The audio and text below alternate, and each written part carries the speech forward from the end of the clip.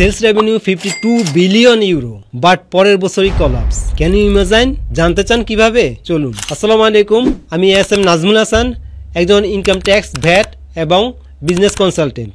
বলছিলাম ক্যারোলিয়ন ইউকে, একটা giant UK কোম্পানির কথা, যাদের সেলস রেভিনিউ 52 বিলিয়ন ইউরো থাকার পরেও যারা কলাপস করে। কারণ তাদের মূল যে টাকাটা, সেই টাকাটা তাদের কাস্টমারের হ্যান্ডে থেকে যায়, যেটা আসলে শুধু কাগজেই আছে, তাদের ব্যাংকেও আসে নাই, ক্যাশেও আসে নাই। তাই কলাপস করার মুহূর্তে তাদের 7 বিলিয়ন ইউরো ব্যাংক ঋণ, কিন্তু ক্যাশে আছে মাত্র 27 মিলিয়ন। এই ঘটনাটা কেন শেয়ার করতেছি আপনাদের সাথে?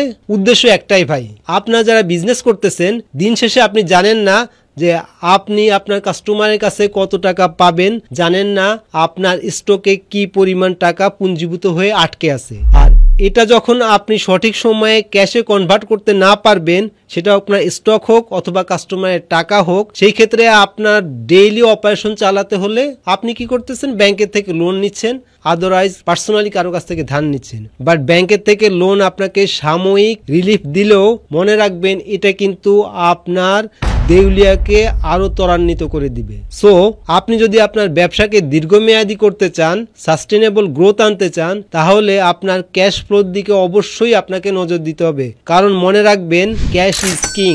আপনার ব্যবসা হয়তো বা প্রফিট হতে পারে, রেভিনিউ হতে পারে, কিন্তু ক্যাশ ফ্লো যদি সঠিক না থাকে, তাহলে আপনার বিজনেস দীর্ঘমেয়াদী রান করা কোনোভাবেই সম্ভব না।